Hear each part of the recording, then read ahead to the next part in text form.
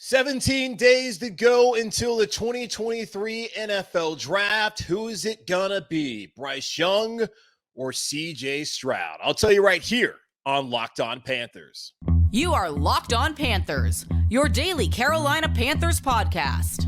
Part of the Locked On Podcast Network. Your team every day.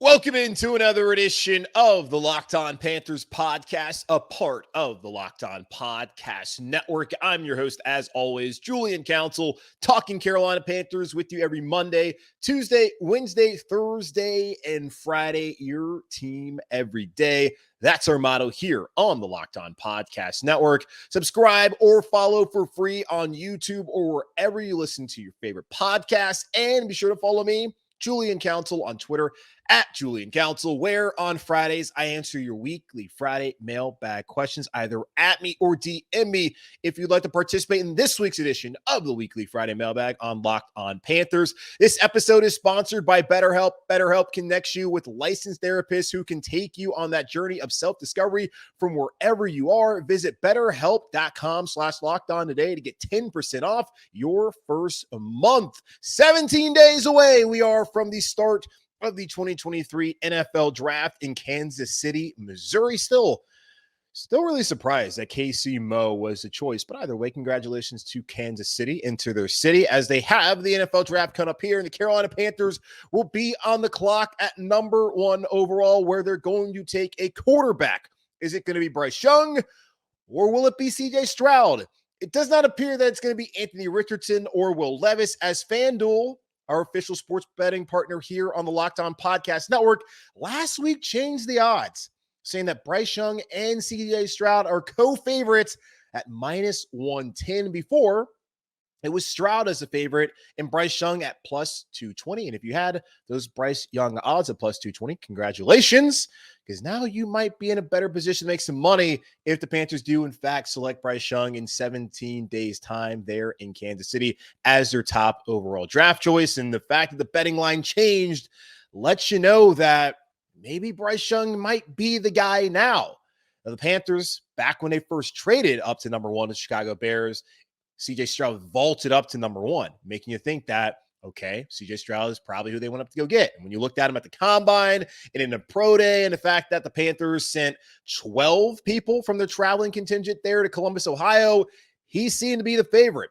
But for whatever reason, things might have changed recently to where Bryce Young is now the co-favorite and could end up being the pick. But we'll find out here in 17 days' time. Now, maybe Matt Miller of ESPN.com at NFL Draft Scout on Twitter can tell us what exactly is going on and who the true favorite and who the pick will be based off of the intel that he has. Now, remember, y'all, I talk about mock drafts. I say send them all straight to hell. I'm talking about the mock drafts that are just done for whatever reason to drive clicks and impressions on the internet.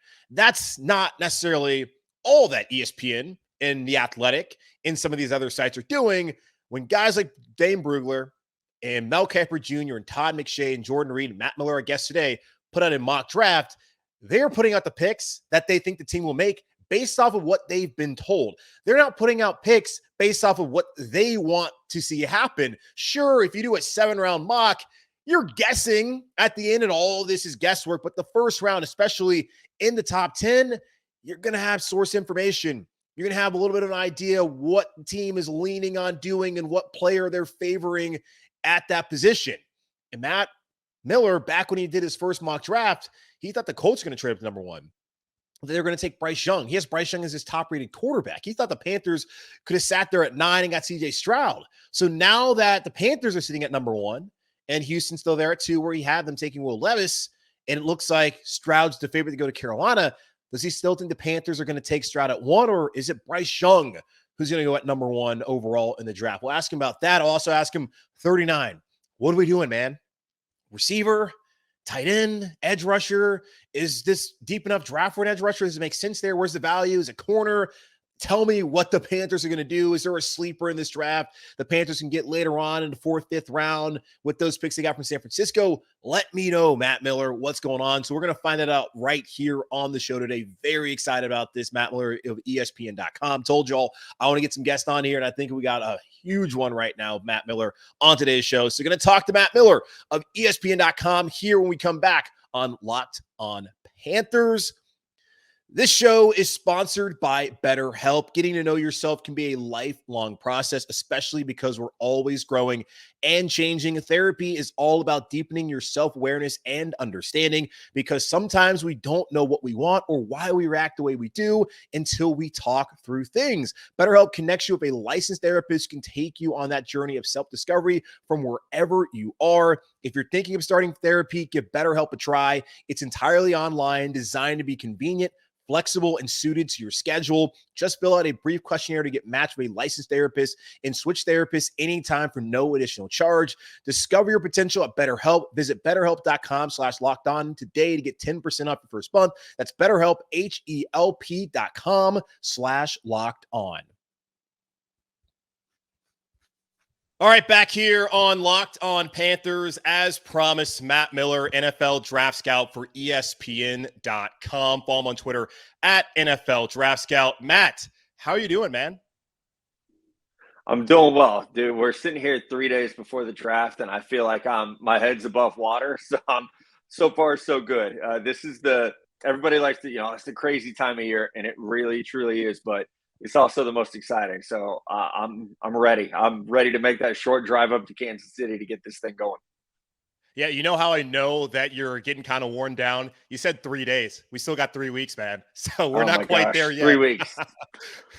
3 weeks. Yeah, 21 days, 3 weeks. It's funny because right before I came on, I saw my wife, and I was like, 3 more weeks. 3 more. And like 4, really. Like 4 weeks, things will get quiet. And she's just like, sure. So weeks, not days. It never ends, man. And this is your time of the year to shine. So I know the college football season, you spend all that time watching the games, watching your Longhorns and the rest of college football and seeing who the prospects might be. But really, this is your time to shine. So enjoy it, bask in it. But I'm sure you need a vacation more than any of us, especially after these next 4 weeks. Yeah, and I mean, you might be partying in Charlotte, so I might just hop over and hang out with you guys because it's going to be fun. That's my my thing about the draft is we're selling hopes and dreams, and everything's good. On April 27th, everything's good, and everybody has an opportunity. Every pick can be Joe Burrow or Patrick Mahomes or Tom Brady. So that's what makes it a lot of fun, is being able to interact with folks like yourself, but also with fans who. There's 32 fan bases out there that know that one pick can change that entire franchise. So that's the fun part for me. Yeah, no, absolutely. And the NFL sells hope better than any sports league, especially here in our country, here in the U.S. And let's talk about that hope and what's being sold right now to the Carolina Panthers as they have traded up to number 1, and they're targeting a quarterback. Of course, we've talked about here on the show, Bryce Young, CJ Stroud, Anthony Richardson, Will Levis, the top 4 quarterbacks in this class. Now, you haven't had a mock draft in a while. When you had a mock draft, you initially had the Colts trading up to number 1 to get Bryce Young, then the Texans taking Will Levis at 2, and the Carolina Panthers staying pat at 9 and getting CJ Stroud. Well, of course, things have changed with Carolina at number 1. Yeah. Would you still have the Panthers or that top team taking Bryce Young, or have things changed in your mind with the Carolina Panthers moving up to number 1 and possibly eyeing a guy like CJ Stroud of Ohio State? Yeah, I have a 7-round mock draft coming out in a couple weeks, and I'm not anywhere close to done with it, so I won't even pretend like I know all the picks. But I do know pick number 1 is in. I've already turned it in. It's ready to go, and it's CJ Stroud. And yeah, things have changed. Like you said, that last mock draft was right before the NFL scouting combine. Obviously, a lot changes, not just because of the workouts, but because the intel you collect at the scouting combine. And also, it's important to remember that these top 4 quarterbacks are all either underclassmen or like Will Levis was hurt, so he didn't go to the Senior Bowl. So the combine was the first time that NFL teams were around these players in a professional setting to where they could be evaluating, what they're like personality-wise, what they're like trait-wise. So after that, after the combine, I was all in on CJ Stroud as the number 1 quarterback to come off the board. I'm still a huge Bryce Young fan. I don't know that you could go wrong, really. They're very different, though. And I think you're starting to, pick what style you want a quarterback a little bit more than this player's better than that player. And for me, with the structure that the Panthers have in place, Stroud just makes too much sense. Yeah, I was looking at your latest positional rankings on ESPN.com. You have Bryce Young ranked as your top quarterback, followed by CJ Stroud, Yep. then Anthony Richardson, Will Levis, and Hendon Hooker, which I feel like sort of the consensus. You could either flip Bryce Young with CJ Stroud. They're 1 and 2. And then after the combine and his pro day, Anthony Richardson seems to have vaulted the number 3 pretty clearly over Will Levis. So having Young as your top quarterback, but Stroud the Panthers, that's based off of the intel. And also, is that more so with the height and the concerns there? Because I know a lot of people here in Charlotte, we talk about we could be partying. I'm a little bit worried that if the Panthers take Bryce Young, as much as I want him here and think he's the better quarterback, I'm worried that a lot of people are going to be so focused on he's 5'10", no quarterback at that size ever had any success in the NFL, yada, yada, yada. Yeah. Whereas if they take CJ Stroud, not necessarily is he the safe pick, but he's the pick that I think is going to prevent this fan base from ripping itself to pieces. No, you're absolutely right. I think anytime you draft an outlier, it's scary, whether that be because of height or, for me, Bryce Young, the weight is more of an issue than the height. He will be the lightest player at quarterback selected ever in the first round, or as long as like modern era, in the first round. So that's definitely a concern. I do think, like, to your point, the mock draft is all based on intel. It's not what I would do. It's not, maybe at like somewhere in like the 6th or 7th round, you're like, oh, I think this guy would be a good fit here. I'll put those two together. But in the first round, especially, it's really about what have you heard? What are people telling you? And again, coming out of the combine where you're there, spending those 4 a.m. night/mornings trying to get information, trying to talk to people, everything that came out, I'll say this, everything that came out once the trade happened. In Indy, it was all CJ Stroud. Yeah, like he was blowing people away. After the trade is really when, I'll tell a little backstory. I got tipped off the trade was going to happen about 3 hours before it happened. And you can go look at my tweets from that day. There's a tweet from me saying, if I'm the Carolina Panthers, I'll do everything it takes to get to number 1 so I can get that guy. And that was because the person who told me, hey, this trade's coming, they're like, you cannot break this news. I don't have the authority to tell you to break the news, but I can tell you this trade's coming. And it's okay to like put out there that this is what you would do if you would truly do this. I was like, well, yeah, I've been saying that on TV for days, that they should go all in, get their guy. So the person who told me that this trade was coming told me it was for CJ Stroud. Now, obviously, things can change. We all remember the Mac Jones, San Francisco 49ers situation. I definitely remember it because I had to, put my foot in my mouth on that one. But with CJ Stroud to the Panthers, that has been the consistent message that you hear across the board ever since the trade happened. So things could definitely change. But I think right now the prevailing wisdom is that it would be CJ Stroud if the draft were today. Yeah, and this is coming out on Monday, April 10th. So we're going to have 17 days until night 1 of the NFL draft, and the Carolina Panthers makes its decision. And they've said from the beginning, and even with the intel you just gave us, with the thought that they're trading with the CJ Stroud, because you saw Vegas, especially FanDuel, sportsbook partner here on Locked On, they immediately had CJ Stroud as a top pick. Recently, I saw on Thursday, as we're recording this, it's now a tie between Bryce Young and CJ Stroud at -110. So maybe things might be leveling off after the last couple of days.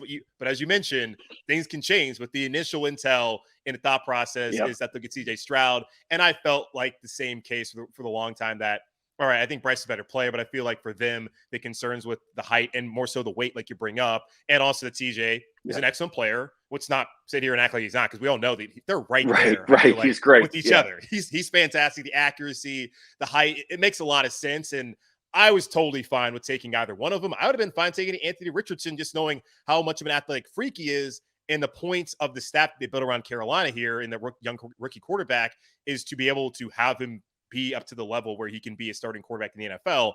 If they don't get him there, well, Frank Reich, Scott Fitter, and everyone else here in Carolina is not going to be here in 3-4 years. So we'll see how that works out. Now, another conversation we've been having here in Carolina, aside from who's going to go number 1, is what do you do at 39? The Panthers, they got some options. After trading DJ Moore, they've added Adam Thielen and DJ Chark. When you look at this wide receiver core, it's not good, if we're being honest with ourselves. And I hate to say that. I like the prospect that Terrace Marshall was coming to LSU. He's never been healthy. I'm hoping this year that he can be. Thielen maybe has another good year or two out of him. DJ Chark, it's a 1-year deal, so that's not necessarily a long-term option. I would like to see them go to wide receiver. I saw in your latest mock, which again, it's been a minute, you had the Panthers taking a corner. Looking at it right now, so they take CJ Stroud number 1. What do you think they should look to do there at 39? Yeah, I think it's a really interesting scenario. We'll see how it plays out. If there's a run on wide receivers in the 20s, which I really do think there could be. Like, let's say Jackson Smith-Njigba goes in the teens, which is where he should go, early teens. And then we're going to see a run on Jordan Addison, Zay Flowers, Jalen Hyatt, Quentin Johnston. If those 5 receivers are all off the board when the first round ends, I think corner is probably a better value. That means someone has fallen, whether it's Deonte Banks probably doesn't make it out of the first round. Maybe Emmanuel Forbes from Mississippi State is there. So I start to think that might be a better value. Otherwise, you're pulling someone up to that 39 spot. It's not a really deep wide receiver class. I think it is a deeper corner class. So there might be an argument of, hey, like we'll reach a little bit for a Cedric Tillman from Tennessee, who was great before he injured his ankle. Or, let's reach a little bit for a Josh Downs from North Carolina, right in the backyard, who could be a very dynamic slot player because you have some guys who can play on the outside. I think that's where you get into the question of, would you rather walk away with, reach at wide receiver, or do you take the value at corner and look in the third round for, Rashee Rice, someone like that caliber of player. Jonathan Mingo maybe would be there as well from Ole Miss. But for me, corner is just most likely better value at 39, because I think we see the top 5 receivers get picked off the board pretty quickly on round 1. Okay. And I saw, looking at your wide receiver rankings, you had Smith-Njigba at 1, Flowers at 2, Addison at 3, Hyatt at 4, Quentin Johnston at 5. And you had a great article, and you broke it down well, how a lot of these teams in the NFL, basically every team, they only have 15 first-round grades on players. I think you came up with about 19 of them, and only 2 of the wide receivers. That doesn't mean that only 2 wide receivers go in the first round, as you just mentioned. There could be a run late in the 20s, but you had Jackson Smith-Njigba and Jordan Addison as first-round prospects. Do you think it's possible that Jalen Hyatt is sitting there at 39? Because that's been the name a lot of us have talked about. Like Josh Downs, obviously, is because of local ties, but also a fantastic player. He's been in conversation, and I guess in a way too, Jalen Hyatt was from Irmo, South Carolina, so he's from the Carolinas. He's local. Could you see him potentially, falling back or being available there at 39? I would be surprised, but it's not out of the question. But I would be surprised. Just the way he plays and the role that he plays, whether you want to compliment, like say it's the scheme or it's the Hendon Hooker. I've heard it every which way. I've heard people say Jalen Hyatt's not good because the scheme and Hendon Hooker. I've heard Hendon Hooker's not good because of Jalen Hyatt and the scheme. I think they're both actually just really good. Hyatt, what he does is a deep threat. There's so much value in that, man. We see players every year go higher than expected because they're that great deep threat. I mean, Henry Ruggs going ahead of Jerry Jeudy, going ahead of CeeDee Lamb. That shocked people, but it was because, hey, everybody needs that deep threat. Will Fuller going as early as he did. We could go back to John Ross, Corey Coleman, Jahan Dotson. There are so many guys that fit that profile that go first round because they're this, hey, they can take the top off the defense. And, Quentin Johnston's not going to be able to do that as consistently, or Jordan Addison's not going to do that as consistently. So I love Hyatt. I think he would thrive there, but I'm a believer that he goes off the board in the 20s. Okay. You bring up those deep ball threats. I'm not hearing a lot of names that were all that successful. Now, Will Fuller, when he was healthy, certainly a fantastic player. So it seems like these teams are taking a risk on these deep ball guys, and they're not really panning out at the next level. Not to say that Hyatt can't and won't, but that's just interesting when you bring up some of those names and some of the examples in the past. So we'll see. I mean, Carolina might not have an opportunity to take him anyways, but it'll be interesting to see how that pans out with some of the teams ahead of them or a late part of the first round of this upcoming draft. Well, how about this? The Panthers so far looking at free agency, they have not brought in an edge rusher. There's still some veteran guys out there. Leonard Floyd would make some sense knowing that he's played in the same scheme of Ejiro Evero back in Los Angeles with the Rams, and he's still a free agent. There's some other older pass rushers that could be available. But the Panthers, outside of Brian Burns, don't really have anybody. I saw you put this out on Twitter yesterday. That BJ Ojulari, the edge rusher out of LSU, he's an underrated guy who you could see sneaking into the back part of the first round. If he's sitting there at 39, like, does that make sense to the Panthers? Because I'm also looking at the top needs that you and Jordan Reed did. Now, Jordan wrote the blurb on the Panthers, but you guys talk about quarterback, wide receiver, inside linebacker, edge rusher, and corner. Like, is Ojulari somebody that the Panthers could be looking at 39? I absolutely think so. I mean, Ojulari, like you said, I tweeted this out. I don't understand why he's not being talked about more, because the traits are absolutely there. I mean, the hip, the ability to bend, that little dip that he has good length, first step quickness. I think Ojulari is one of those things where people saw him as a freshman and thought, all right, this is the next dude at LSU. And he didn't ever have like great production. He had good, not great production. So I think that was part of the problem, is people expected him to be something he wasn't. And he is a little bit of a work in progress, but I think you could throw Ojulari in there, Will McDonald from Iowa State, Keon White from Georgia Tech. I say all those guys are kind of in that window of like they could slip a little bit, because there are so many good pass rushers in this class that I think it stands to reason someone's going to slip, and 39 could be the sweet spot for that. How deep is this edge rushing class? Is 39 where you got to get your guy, or could you wait to 93 there in the third round? I think by 93, you're starting to get people that are a little bit deficient. Like you're getting role players, not starters. Now, like someone could pop out of that group, but like you're getting like a Zach Harrison from Ohio State, he's a really solid player, but he's more of, a power pass rusher. He's probably never going to, he doesn't have the burst to be like a double-digit sack guy, or you're drafting projects. One of my favorites in that range is Dylan Horton from TCU, who, if you watch the end of TCU's season, not the Georgia game, if you watch like the Michigan game, if you watch, the Big 12 championship, Dylan Horton was a monster in those games. Don't watch the Georgia game. I don't think TCU played defense that whole game. But if you watch the other games, and that's not Dylan Horton's fault. I think he still had a good game against Georgia. But he's probably my favorite, like round 3 developmental type pass rusher.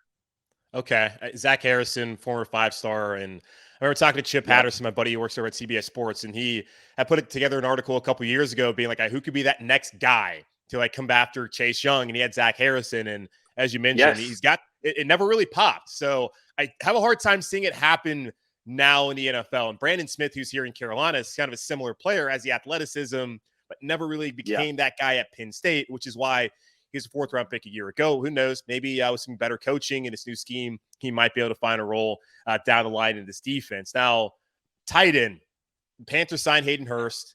There's been some thoughts here that they could still look at somebody later on in the draft, maybe in the 3rd round. The Panthers roster in the 4th round with 2 picks at 114 and 132. It's apparently a deep tight end class from what I've read. Is there someone there that could make sense that in a couple years could take over as that key pass-catching tight end once Hayden Hurst's contract expires here in Carolina?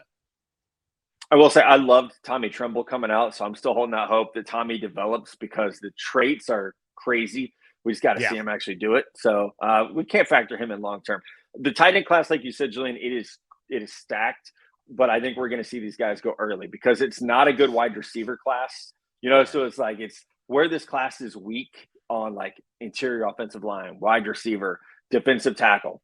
I think we're going to see a lot of GMs get to the late 2nd and 3rd round and be like, you know what? Let's take the tight end. This tight end is like, this dude's good. So I think when you make your board, when you stack your board, there are a lot of tight ends on it, but they're all in the top 70.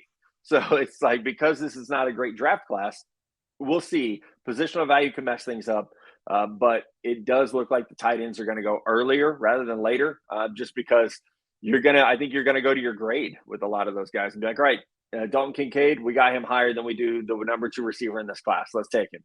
Michael Mayer, we got him higher. Let's take him. So I think we'll see those guys come off early, instead of normally you would see, hey, there's like 8-9 starters at this position. We can wait.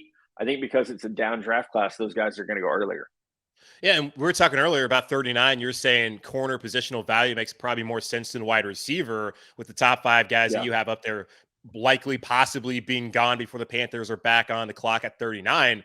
Could tight end, could that make sense? And I would expect that Kincaid out of Utah, he's going to be probably a 1st-rounder. Mayer's definitely going to be a 1st-rounder. And could someone like Darnell Washington out of Georgia, or Musgrave out of Oregon State, could that make sense there for the Panthers, especially if they're trying to find a pass catcher? Yeah, I have Musgrave ranked at like 45 overall. I have Washington at 34 overall. Sam Laporta from Iowa's in there. Luke Schoonmaker from Michigan. Tucker Kraft from South Dakota. It's a good tight end class. It really is. And like those guys are all starters. So I definitely think this is a year where, you could at 39, tight end people are going to yell about the position of value a little bit, but they're just really good players. If you wait till the 3rd round, The guy I would want badly is Brenton Strange from Penn State. He's a little bit of a different mod. It's like almost like an H-back usage is how he was played, but 4.7 speed, NFL size. He's had to be a move blocker. He's had to catch, a lot of different types of route combinations. So if you're going to wait, that's who I would probably be trying to wait for. Okay. And last one for you, linebacker. Shaq Thompson, he gets a rework deal here in Carolina. He sticks around. Don't know what they would have done had they not brought him back here. Frankie Louva really popped last season, but he's going to be a free agent next year. And you got to wonder, the Panthers right now project to have $84 million in cap space. They still got to re-sign guys like Brian Burns. Derek Brown's going to need a new contract. Jeremy Chin. There's a lot of guys in line there before you get to an off-ball linebacker like a Frankie Louvu. Are there any inside linebackers you look at in this draft class, maybe in the meat of the draft, that could be potential starters down the road in this Panthers defense? Yeah, definitely. I think the beauty of the linebacker position is you can always find those guys. So I would say Dayan Henley from Washington State, who is just that like heat-seeking missile at linebacker, or DeMarvion Overshone coming out of Texas is a little bit lean. He's going to need some time to add strength, to add a little bit of bulk to his frame, but 3 down run ability. I mean, he can cover. Range is phenomenal. So I think both those guys, especially since, like you said, you don't necessarily need somebody tomorrow who can play linebacker. You've got Shaq for at least a year. Those would be the 2 names of guys that, again, if I were in there with Fitterer and the crew, I'd be like, hey, these are my guys. If you want to talk about round 3 linebackers, maybe round 4 for Overshone. Like I'm putting a star next to those names because I've watched those guys play a ton, and watch them at the Senior Bowl, watch them at the Combine, and they both have the athleticism for today's game while also being very, very productive in college. So you're not just like betting everything on a 40 time or a 3-cone time. Like we've seen them do it, so we know that they can actually play. They just they just might be like Overshone. He's just a little skinny. He just needs some time to get stronger, but you can do that in the NFL. Is there one prospect? This is the last one. Is there one prospect in this draft you look at and you say, man, that guy would look great in Carolina Panthers black and blue that you would love to see here under Frank Reich in this offense or under Ejiro Rivera on that defense? Is there one prospect you look at? It's like, man, the Panthers, they should get that guy. I mean, there's so many. CJ Stroud, can I cheat and just say CJ Stroud? No, that's too easy. Answer, right? Right. I think we're looking for like a diamond in the rough kind of guy. Okay. Actually, I did this a while back. I never published it. We didn't end up using it. But I went and put through like my favorite like sleeper for every team, and I put Roschon Johnson, the Texas running back. And I'm a Texas guy, but still, y'all had a lot of success with Foreman last year, who was an afterthought, street free agent afterthought, had a ton of success. Johnson is a more dynamic version of that. He's a quarterback when he got to Texas, had to back up Bijan Robinson, but he was like, when you have to back up Bijan, you can actually be the second best running back in the country, and you're still a backup. So I feel like for Roschon, he kind of got dealt a raw hand a little bit, but was productive when he got the ball. And I've actually had teams call because they know how connected I am to that program. They're like, hey, what's the deal with your guy? I'm like, man, he's great. From a leadership perspective, from a 3-down player perspective, he's not going to be, he's not running a 4.3 or anything, but he has enough speed. He's a great blocker. He's a great receiver, and just plays his tail off. So that was my Panthers day 3 sleeper. I don't know if he gets to day 3 now, but at the time it was. Yeah, I feel like he's probably going there day 2. He's a fantastic player. Mm-hmm. And I was one of the people, my philosophy is, and I'm mainly joking, I feel like all running backs should be making federal minimum wage, $7.25 an hour. I just don't see the value. Like, fine, yes, $3 million is what I think that what's our boy Foreman got up there in Chicago, which I'm totally cool with that. I'm not really cool with giving Miles Sanders 4 years, 25, even though it's really only $11 million guaranteed a 2-year deal. I was fine with the Carolina Panthers waiting until the draft and getting someone. I didn't feel like they needed to get a running back with Deuce Staley being here as an assistant head coach and having been a former running back and believing that running backs matter still. Well, that's why the Carolina Panthers got Miles Sanders. So maybe they get Roschon Johnson, but it feels like that ship has sailed for the Carolina Panthers. But Matt, really appreciate your time. Let us know what you got coming down here the next 3 weeks as we're getting close to your vacation, getting close to the draft finally being here. Right. What you got coming out content-wise, TV-wise, for the Panther fans to go check out as we lead up to the draft? I feel like if you turn ESPN on in the next 3 weeks, you're going to see this space a lot. So I apologize in advance that the TV schedule is very busy. I actually have to turn in my final rankings tomorrow. So I know those will be coming out very soon. Then, as I mentioned, the Monday of draft week, so is that the 24th? I have a 7-round mock draft that'll be on ESPN Plus. But in between now and then, we're doing a ton of cool stuff. As soon as I'm done with you, we're doing a super teams draft. So Mel Kiper, Todd McShay, Jordan Reed, and myself, where we each get, it's like a round robin type draft. It's just basically us shit talking each other for 30 minutes on a Zoom call, picking players. But it will be good content, I promise. All right. I love it. Appreciate you, brother. Follow him on Twitter at NFL Draft Scout, but I'm sure you guys have already done that for a long time. He's one of the best out there in the business when it comes to the NFL draft. Matt Miller of ESPN.com. Check him out there. And ESPN Plus, not that much. Subscribe. You get a ton for it. You can watch golf like the Masters, which is going on right now. And of course, get all that stuff that's going on with the NFL draft and whatever else that they got going on there in the sporting world at ESPN. But that's Matt Miller. Again, appreciate you, Matt. Take care. Hopefully catch up down the road, and appreciate all the work you do. Yep. Thank you, man. All right. We'll take a quick pause here in Locked On Panthers and come back and wrap up the show.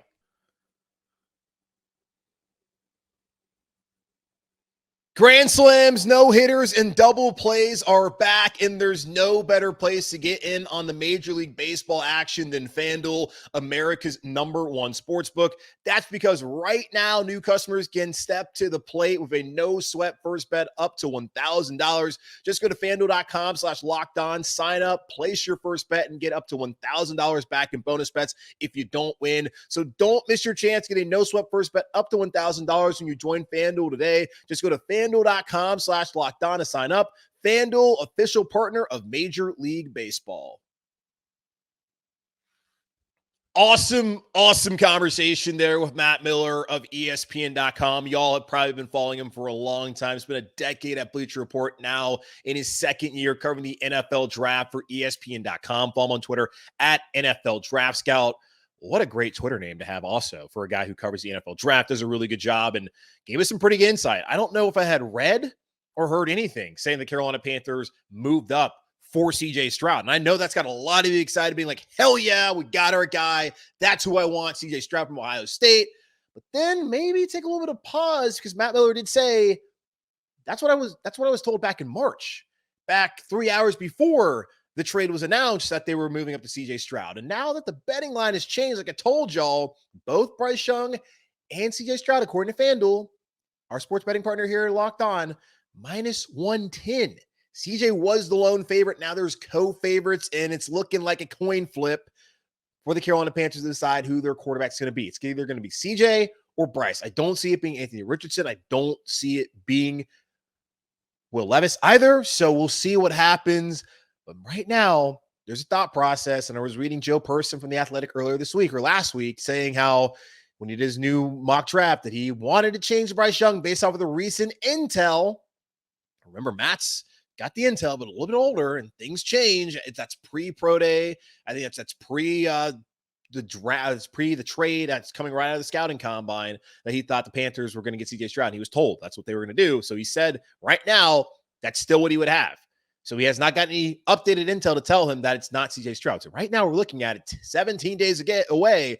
CJ Stroud is the answer here in Carolina as a #1 pick in the NFL draft. And hopefully, fingers crossed, the franchise quarterback here in Carolina for the next 10, 15 plus years. So we'll see what happens, but great conversation there with Matt Miller. Very happy to have him on. And my hope is the rest of the week, going to talk to some other people. I think Keith Sanchez of the Locked On NFL Draft podcast, we should have him on at some point in time. I reached out to Dane Brugler from The Athletic, hoping to get that to happen. Talk to some other people. I want to get as many guests on this show over the next couple of weeks leading up into the draft as possible. I have very little else to say about this draft to y'all. So I want to talk to these people and get their perspective, get their thoughts as they break down these quarterbacks, mainly Bryce and mainly CJ, and in some of these other picks out here that could potentially be at 39 or at 93 or at 114 and later on in the draft here in Carolina. I want to get as many voices on this show other than mine, so I can give you all the best product possible and the most insight leading into the draft here on April 27th through the 29th down there in Kansas City, Missouri. But that's going to wrap up this edition of the Locked On Panthers podcast, a part of the Locked On Podcast Network, hosted by yours truly, Julian Council. Subscribe or follow for free on YouTube or wherever you listen to your favorite podcast. And be sure to follow me, Julian Council, on Twitter at Julian Council, where on Friday I'll be back again to answer your weekly Friday mailbag questions, either at me or DM me over on Twitter at Julian Council to get those questions in. In the meantime, be safe, be happy, be whole as always, keep pounding, and I'll talk to y'all on Tuesday.